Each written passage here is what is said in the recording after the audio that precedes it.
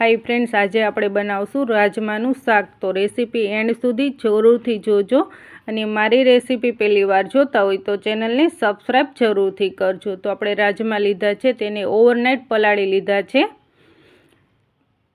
હવે આપણે આને સરસ રીતે ધોઈ અને કુકરમાં એડ કરી દીધા છે। તેમાં આપણે સ્વાદ પ્રમાણે મીઠું એડ કરી અને 5 થી 6 સીટી થવા દેશું। તો આપણે 2 થી 3 નંગ લીલા મરચાં છે, કટકો આદુ છે, લીલું લસણ છે અને 4 નંગ કાંદા અને 3 નંગ ટમેટા લીધા છે। આ આદુ, મરચાં, લસણ અને કાંદા અને ટમેટાને આપણે ક્રશ કરવાના છે। તો કુકરમાં 5 થી 6 વિસલ થઈ ગઈ છે। હવે આપણે તેનું વઘાર કરશું। તો પેનમાં આપણે તેલ એડ કરી દીધું છે, ચપટી જીરું એડ કર્યું છે, ચપટી આપણે હિંગ એડ કરશું। તો આપણે 1 તજનો ટુકડો છે, 3 નંગ લવિંગ છે અને 3 થી 4 મરી એડ કર્યા છે, 1 સૂકું લાલ મરચું એડ કર્યું છે। હવે આપણે આદુ, મરચાં અને લસણની જે પેસ્ટ છે તે આપણે એડ કરી દીધી છે અને આપણે તેલમાં સાતળી લેશું।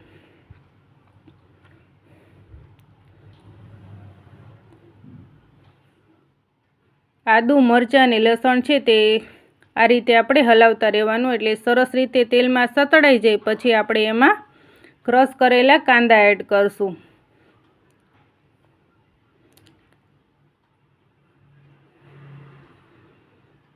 હવે આપણે ક્રશ કરેલા કાંદા છે તે આપણે એડ કરી દઈશું।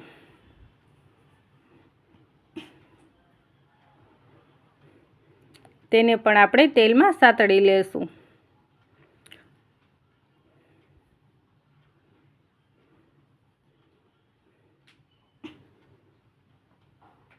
કાંદા છે તે સરસ રીતે કૂક થઈ જાય અને થોડા ગોલ્ડન બ્રાઉન થઈ જાય ને ત્યાં સુધી હવે આપણે આમાં ચપટી હળદર એડ કરશું અને ગ્રેવીના માપનું જ આપણે મીઠું એડ કરશું।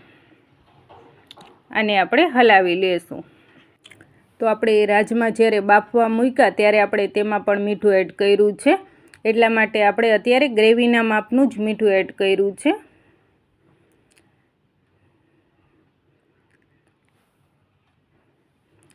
તો આપણે કાંદાને સરસ રીતે તેલમાં સાતળી લેવાના છે। આ રીતે જો તમે ગ્રેવી બનાવશો તો શાક ખાવામાં એકદમ ટેસ્ટી લાગશે। હવે આપણે કાંદા છે તે સતળાઈ ગયા છે। હવે આપણે ક્રશ કરેલા ટમેટાં છે તે પણ આપણે એડ કરી દઈશું। આને આપણે હલાવી લેશું। ટમેટાને પણ આપણે તેલમાં સરસ રીતે સાતળી લેવાના છે, ઉપર તેલ છૂટું ન પડે ને ત્યાં સુધી। હવે આપણે આમાં મસાલા કરી લેશું। તો 1.5 ચમચી આપણે લાલ મરચું પાવડર એડ કરશું, ચપટી આપણે ગરમ મસાલો એડ કરશું અને અડધી ચમચી આપણે ધાણા જીરું પાવડર એડ કરશું। બધા જ મસાલા છે તેને આપણે તેલમાં સરસ રીતે સાતળી લેશું।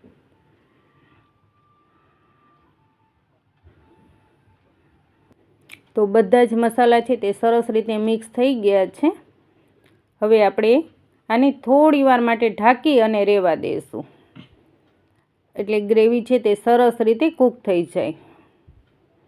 તો આપણે 2 થી 3 મિનિટ માટે ઢાંકી અને રહેવા દેવાનું છે। તો 2 થી 3 મિનિટનો સમય થઈ ગયો છે અને આપણી ગ્રેવી છે તે સરસ એવી કૂક થઈ ગઈ છે, ઉપર સરસ એવું તેલ પણ છૂટું પડી ગયું છે। તો તમે જોઈ શકો છો કે ગ્રેવીમાંથી સરસ એવું તેલ છૂટું પડવા માંડ્યું છે। આ સ્ટેજ ઉપર આપણે બાફેલા રાજમા છે તેને આપણે એડ કરી દઈશું। તો તેમાંથી આપણે પાણી નથી કાઢવાનું, ડાયરેક્ટ જ આપણે એડ કરી દેવાના છે આ રીતે।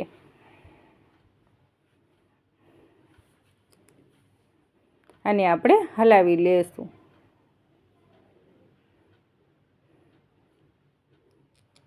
તો રાજમામાં પણ 2 ક્વોન્ટિટી આવે છે, થોડા નાની સાઇઝના પણ આવે છે આથી, અને આ છે તે થોડી મોટી સાઇઝના છે। તમે તમારી ચોઈસ પ્રમાણે લઈ શકો છો। હવે આપણે આને ઢાંકીને રહેવા દઈશું 3 થી 4 મિનિટ માટે।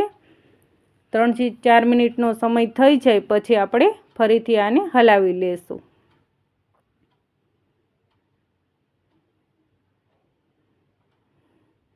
ક્વોન્ટિટી થોડી વધારે છે।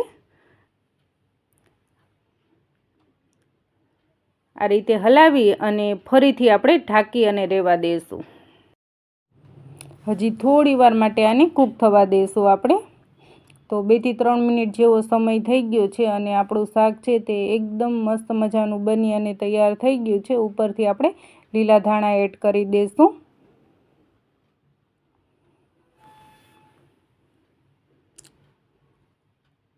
તો તમે જોઈ શકો છો કે આપણું શાક છે રાજમાનું તે મસ્ત મજાનું બની અને તૈયાર થઈ ગયું છે. જોતાં જ ખાવાનું મન થઈ જાય એવું.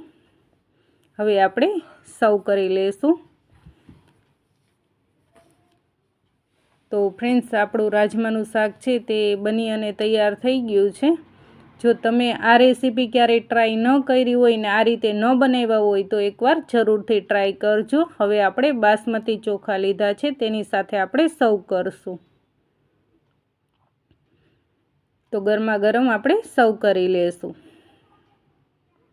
તો ફ્રેન્ડ્સ, તમને આજની મારી રેસીપી ગમી હોય તો ફ્રેન્ડ્સ અને ફેમિલી મેમ્બરમાં જરૂરથી શેર કરજો.